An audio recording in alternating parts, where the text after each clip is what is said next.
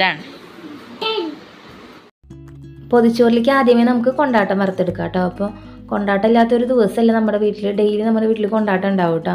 നമ്മുടെ വീട്ടിൽ സൺഡേ ദിവസങ്ങളിൽ ഒരു ചേട്ടൻ പപ്പടം വിൽക്കാൻ വരുന്നുണ്ട്. അപ്പോൾ ആ ചേട്ടൻ്റെ ഒക്കെ നമ്മൾ പപ്പടം കൊണ്ടാട്ടമൊക്കെ ഒരാഴ്ചക്കുള്ളത് മേടിച്ച് വെക്കാറ് കേട്ടോ. അപ്പോൾ പപ്പടം വറുത്ത എണ്ണയിൽ ഞാൻ ഉപ്പേരി ഉണ്ടാക്കുകയാണ് കേട്ടോ. അപ്പോൾ കുഞ്ഞോള് പറഞ്ഞ മാതിരി കൊണ്ടാട്ടമൊന്നും തിന്നില്ല, കൊണ്ടാട്ടത്തിൻ്റെ ഞെട്ട് മാത്രമേ തിന്നുള്ളൂ.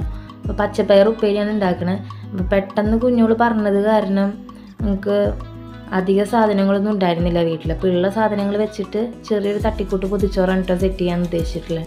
അപ്പോൾ കുഞ്ഞോൾക്ക് ഉണ്ടാക്കുന്ന കൂട്ടത്തിൽ ബാക്കി വീട്ടിലുള്ളവർക്കും കൂടെ ഉണ്ടാക്കാമെന്ന് വിചാരിച്ചു. അപ്പോൾ ഉപ്പേരി ഇവിടെ റെഡി ആയിട്ടുണ്ട്. ഇനി നമുക്ക് മുട്ട പൊരിച്ചെടുക്കാം കേട്ടോ. അപ്പം ഞാൻ വിചാരിച്ച പോലത്തെ ഒരു കളറായില്ല ഉപ്പേരിക്ക്, എന്താണാവോ. പിന്നെ അത് മാത്രമല്ല കുഞ്ഞോൾക്ക് അറിയില്ല ഇതിൻ്റെ പേര് പൊതിച്ചോറെന്നാണെന്ന്. കുഞ്ഞോളുടെ പറച്ചിൽ വാഴയുടെ ഇലയിൽ പൊതിഞ്ഞ ചോറ് വേണമെന്നാണ്. അപ്പോൾ നമ്മൾക്ക് ആ പൊതിച്ചോറൊന്ന് സെറ്റ് ചെയ്ത് കൊടുക്കാം. അപ്പോൾ ഒരു മീൻ വറുത്തതില്ലാണ്ട് എന്തായാലും പൊതിച്ചോറ് മുന്നോട്ട് പോയില്ലല്ലോ. അപ്പോൾ മീനൊന്നും നമ്മൾ മേടിച്ചില്ല, പകരം ചേട്ടൻ ചൂണ്ടിയിട്ട് ഫ്രിഡ്ജിലിരുന്ന കരിമീൻ ഉണ്ടായിരുന്നു കേട്ടോ. അപ്പോൾ ഇപ്പോൾ കരിമീനിൻ്റെ സീസണാണ്. അപ്പോൾ ആ കരിമീൻ എടുത്തിട്ട് ചോറിലേക്ക് സെറ്റാക്കിയിട്ടുണ്ട്. ഇനി നമുക്കൊരു ചെറിയൊരു ചമ്മന്തിയും കൂടെ അരക്കാം കേട്ടോ. അപ്പോൾ ഞാൻ അധികം മുളക് എടുത്തിട്ടില്ല, അപ്പോൾ അധികം മുളകില്ലാണ്ടാണ് കേട്ടോ ചമ്മന്തി ഉണ്ടാക്കണം.